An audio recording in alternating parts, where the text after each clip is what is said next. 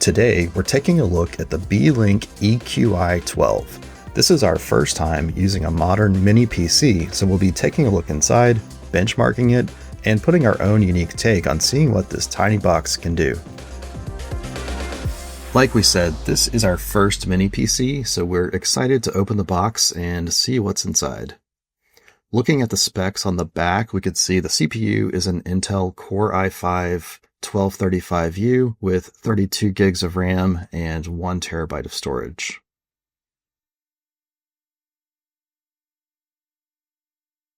Let's get into it. First, removing the plastic shrink wrap. And now the box slides out from the sleeve.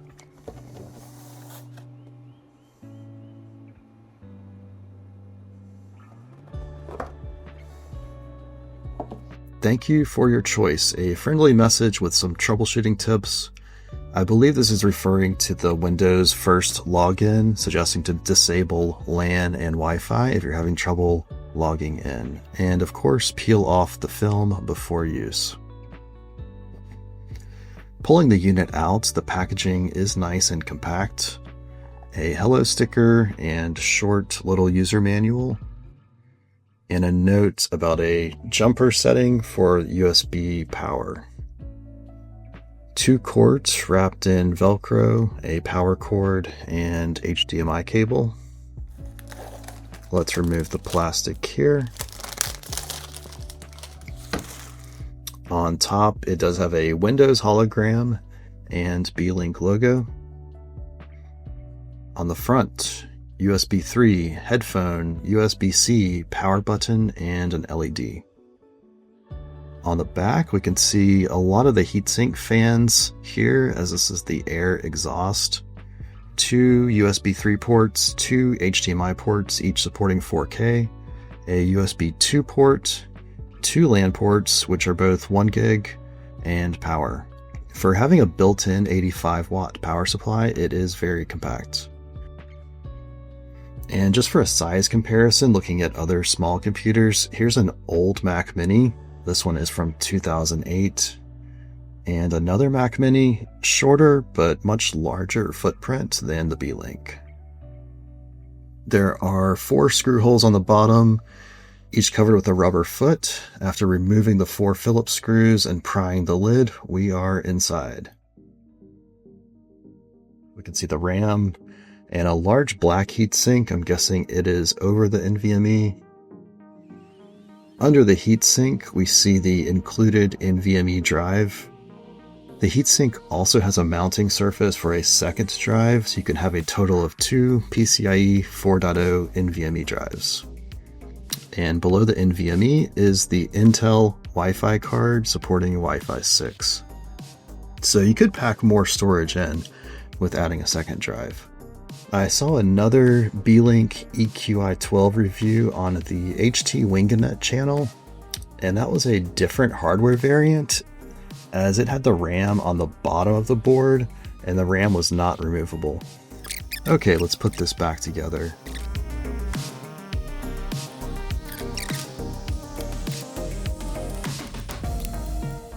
I'm impressed by the compact, clean design, so let's get it ready to power on next. I'm pushing the power button, and initially it's drawing 20 to 31 watts. It looks like Windows is starting. I'm not even sure I really want to try Windows, but let's see what it does. And the power usage has spiked up to 40 watts. In Windows, I'll connect to a Wi-Fi network and see if we are online. Oh yeah, we're online, and the Wi-Fi performance looks pretty good. So why did I say I wasn't sure about Windows? I use Linux as my daily desktop, so I'm more interested in seeing how this machine runs in Linux. But since it ships with Windows 11 Pro, let's take the opportunity to run some benchmarks and see how it looks there. We'll start with HWInfo64 to get a closer look at the hardware. Here we can confirm the Intel Core i5-1235U, that's a 12th generation Alder Lake chip with the hybrid architecture, 2 performance cores and 8 efficiency cores. It's a 15-watt TDP processor designed for efficiency, but it can turbo up to 4.4 GHz with a max draw of 55 watts when needed. It has 12 megs of L3 cache, and the RAM is running in dual-channel mode at DDR4 3200. For the GPU, we have Intel Iris Xe integrated graphics. That's actually the best option in the EQi12 lineup. This Beelink comes in other CPU variants like the 1220p or i5-12450H, but those come with the lesser UHD graphics. So with this i5-1235U, you're getting the strongest integrated GPU. The included drive is a Crucial P3 Plus 1 terabyte. That's a quality name brand, and the drive itself is very well rated online. We'll test that out shortly. The BIOS is dated July 2025. I wanted to see if updates are available online, so I went to Beelink's support page. Under the EQi12 BIOS section, there are separate folders for each hardware variant. Some with fixed onboard RAM, some with socketed RAM like ours. That EQi12D405 that we saw in HW info, that's not the BIOS version number, it's the identifier for our specific hardware variant. Within that folder, there is a newer BIOS from November. I'm not going to apply it right now, but it's good to know that updates are available if needed. Let's see what kind of speed we can get from the drive in Crystal Diskmark. Sequential reads are hitting over 5,000 megabytes per second, with writes just under 4,600. Those are solid PCIe 4.0 speeds. Random 4K at low Q depth is around 77 read, 295 write. That's what affects real-world performance. No complaints, it's a solid performer. And finally, let's run Passmark performance test to get an overall system score. Passmark gives us an overall score of 4203, 49th percentile, so you could call it average, but we're comparing it against a lot of systems that are probably more expensive. The CPU scores 17,223, hitting the 60th percentile. That's actually significantly above the global average for this CPU, probably because this chip usually lives in laptops where it throttles under sustained load.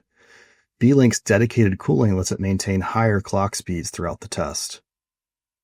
And the highest ranking metric here is the disk, landing in the 85th percentile thanks to the Crucial P3 Plus NVMe. Graphics land in the 31st percentile for 3D, but that's somewhat expected for an integrated GPU. So overall, an everyday performer with better CPU performance than you typically see from similar hardware in a laptop.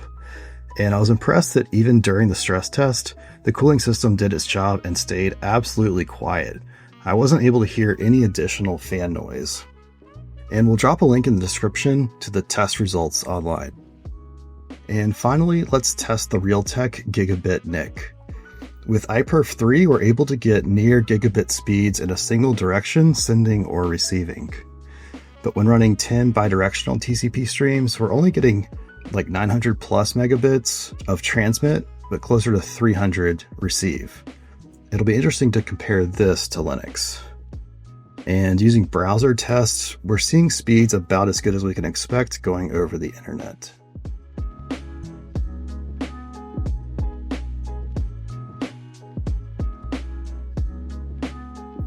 Moving on from Windows, we wanted to next take a look at the BIOS setup, which is accessed by pressing the Delete key.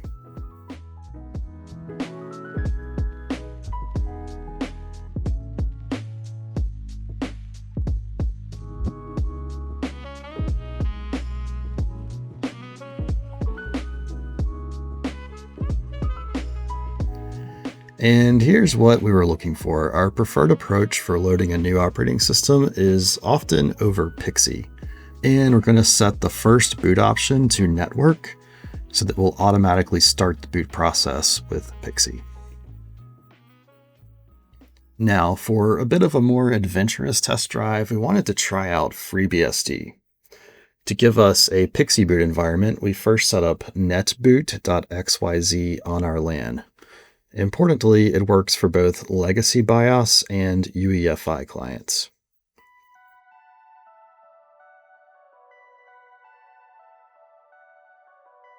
We're now booting into netboot.xyz, which has a lot of Linux network install options.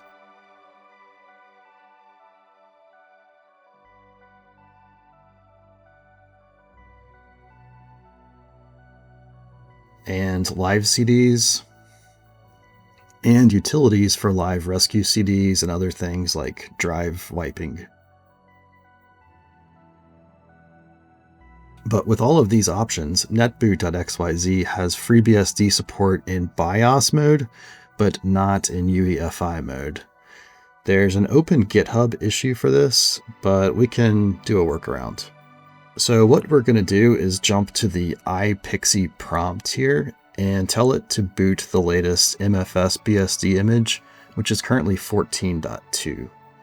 MFS-BSD is basically an ISO image to start FreeBSD, but it loads everything into memory, so it doesn't require the system to load data from an actual CD-ROM drive like the official FreeBSD ISO image does. In the iPXE shell, we're entering set URL to our local copy of the MFS BSD file, and then booting it with the san boot command.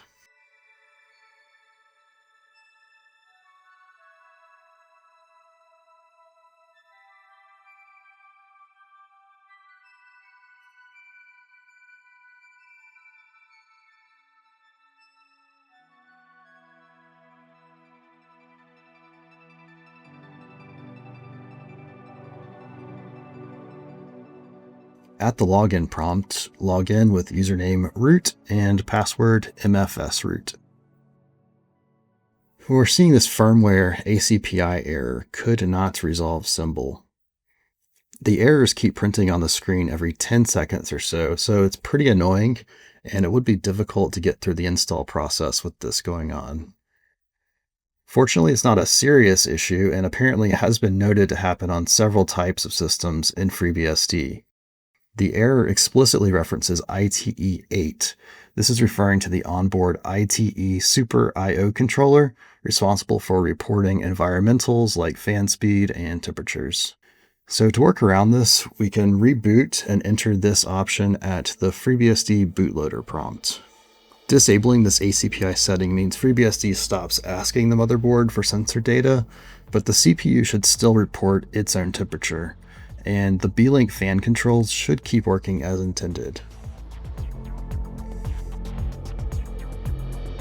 Now that we're past the ACPI error, we can proceed with installing FreeBSD by running bsd install. Selecting default options, the install goes by pretty quickly. After the install, we need to update the new bootloader.conf to also have the ACPI thermal option disabled.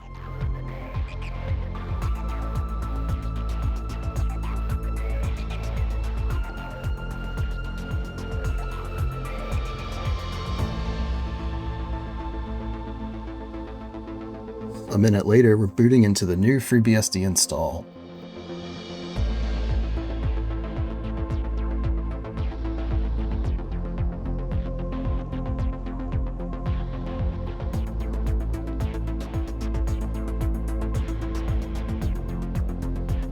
And I wanted to confirm we can check the CPU temperature. To do so, we first have to load the core temp kernel module. And now the temperatures are available from sysctl. And I'm going to enable the core temp module to be loaded automatically at boot.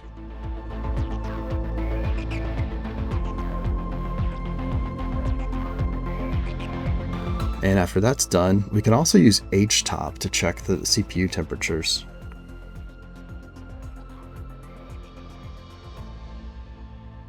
Pressing F2 for setup, the temperatures can be added under display options. And also in F2, we can pick a color scheme that's a bit easier to see on the screen.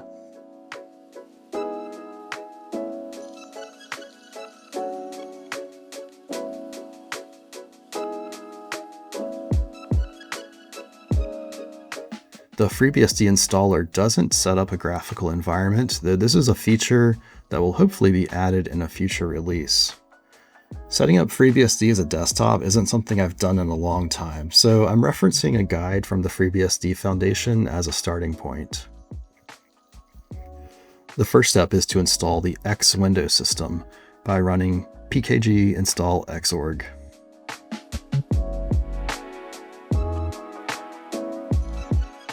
And next we need to set up FreeBSD for a graphical environment by adding our user to the video group and enabling the virtual terminal video console driver, which enables switching between the X Windows system and virtual terminals.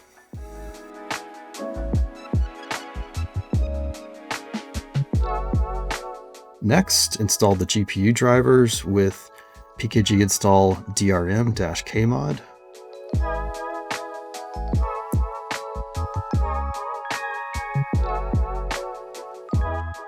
In the output, we see a note that the drivers were built for FreeBSD 14.3. However, we're on 14.2, so this could be an issue. Following the instructions for Intel, I'm enabling the i915KMS module.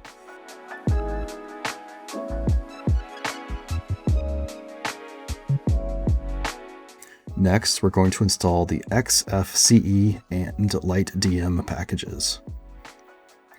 XFCE is the desktop environment. It's very lightweight and snappy, so it's great for low power or older machines. And LightDM is what's called a display manager. It's a graphical login screen we'll see on boot up. It handles authentication and then launches XFCE. In addition to LightDM, we also need to enable dbus. It's the underlying messaging system that desktop applications rely on to communicate with each other.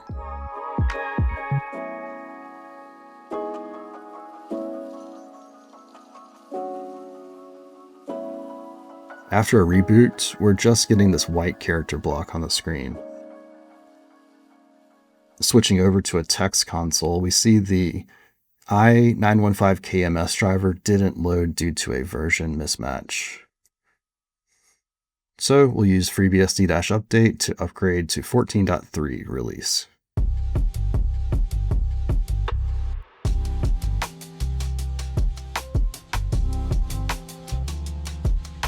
After a few minutes and another reboot, this time we're getting a login screen.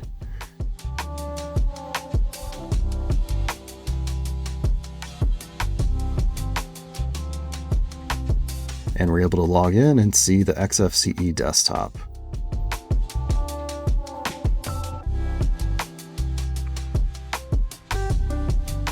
The applications menu is at the top left of the screen, and you can also load it by right-clicking on the desktop. There's not a web browser installed, so let's install Firefox.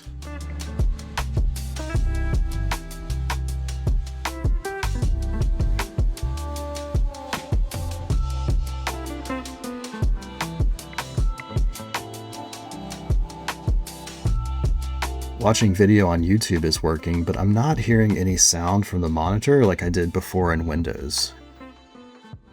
In /dev/sndstat, we see only Realtek audio devices. Unfortunately, audio through the HDMI port doesn't seem to be supported yet for this chipset. Audio is working through the front headphone jack. Testing the network with iPerf, we seem to be getting better results on the bidirectional TCP test than we did in Windows.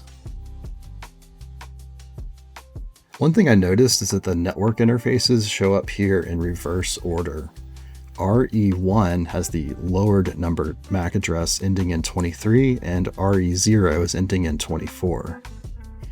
It's not a problem, and in the course of swapping between NICs, I noticed that both NICs are enabled for PXE booting, so I don't have to really think about which one is the first or the second. Either will work. FreeBSD 15 was actually just released while we were doing this review.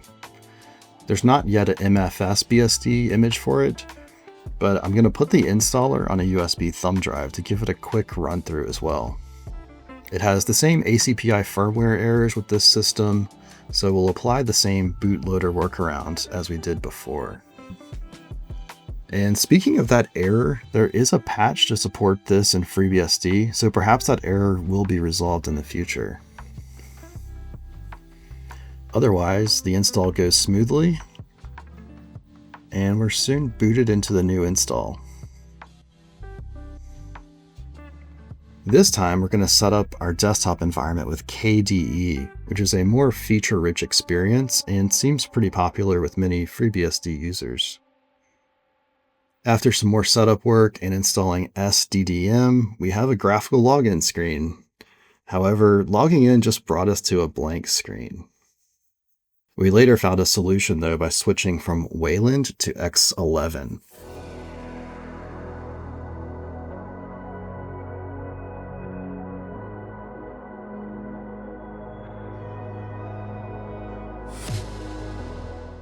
And we're now finally in KDE.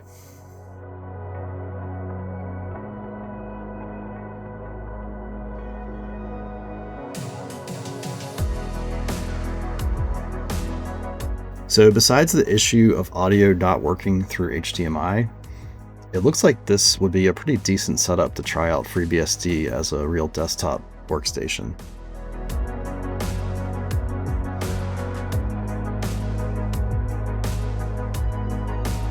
FreeBSD took some work. Let's see if Linux will be smoother to get up and running on this system. We loaded the Ubuntu 2404 installer from Pixie and went through the text mode install for Ubuntu server. The entire install process literally took about 2 minutes.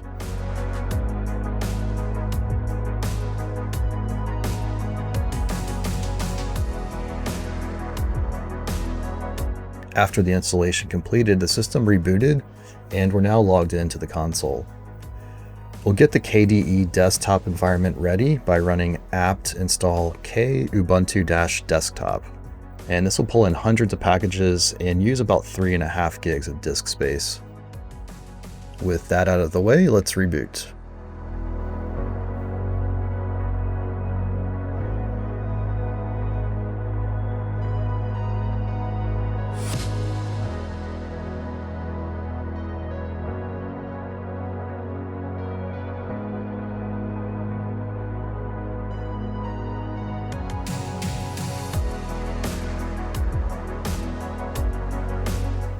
After logging in to the new desktop, there was a delay for the network to come online, and we're prompted to complete some updates.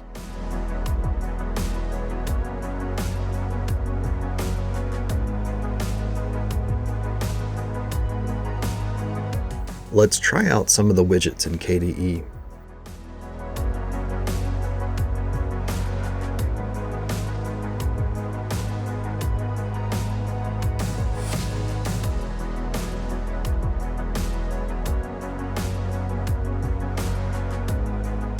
The audio controls in the system tray didn't show an HDMI output device. So I thought we may be having the same problem with the Intel chip that we did in FreeBSD. The aplay command does include HDMI in its list of playback devices. And after spinning my wheels for quite a while, I finally figured out I just wasn't clicking the right thing here. I need to click the hamburger icon to change the audio profile to one with HDMI out. This was a bit confusing to me, as I was expecting to just see a list of all output devices. And now audio is working in YouTube. iPerf 3 is showing the NIC working as expected, over 900 megabits in each direction. KDE has a K-Diskmark tool, which looks almost exactly like Crystal Diskmark that we used earlier in Windows. The drive performs consistently across both operating systems with similar sequential read and write speeds. Random 4K single queue reads are similar, however, Ubuntu has far outpaced Windows on the 3 other random 4K tests. It's interesting how the 2 operating systems show different behavior here. Let us know in the comments if you have ideas about why this is.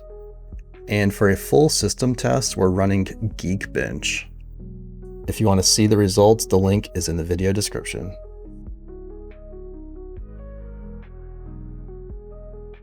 To wrap up the Ubuntu test, I wanted to push the system a bit by streaming a couple of 4K YouTube videos at the same time. CPU usage was reasonable, the playback stayed smooth, and I didn't notice any issues in the video streams. The CPU temperature is around 38 degrees, and power usage is staying under 30 watts. The system barely seems to be breaking a sweat here. A quick note before we finish. Beelink did send us this mini PC as a demo unit to review, but they didn't sponsor the video or influence what we have to say, so we're giving you an honest take based on our actual experience. So after working with the system for many hours across several different operating system installs, I have to say I'm pretty impressed with it. I can see myself using this as my own desktop PC every day. The Core i5-1235U CPU has more than enough power for applications that I use, and the integrated graphics work very well for video streaming. My favorite feature is just the silent operation.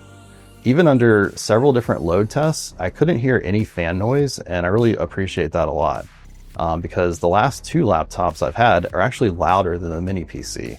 So if you're in the market for a mini PC and you see a Beelink unit that matches the specs you're looking for and price range, I would give it a thumbs up. One thing we did learn while researching mini PCs is to check to see if the RAM is removable and what the upgrade options are. As we saw on the HT Wingnut channel, the similar unit he had fixed RAM, so it was simply not upgradable. And about the networking, this unit has two 1 gigabit NICs. But some of the newer mini PCs and more expensive units have higher speed options, either 2.5 gigabit or even 10 gig on board. So if you're planning to do a lot of file transfers with something like a NAS on your network, you might want a faster NIC. However, this unit has two NICs, so for a home lab use or whatever you're doing, you might prefer to have two different NICs like I would. Wrapping up, this is our first mini PC review and one of the first kind of modern tech devices we've covered on the channel. So what did you think of the review? What can we do to improve? What else would you like to see done in a system test like this? And what other hardware would you like to see us try to cover on the channel? We're honestly looking for feedback to bring you better content and keep it entertaining as well. So let us know. And with that, thanks for watching. We'll see you in the next one.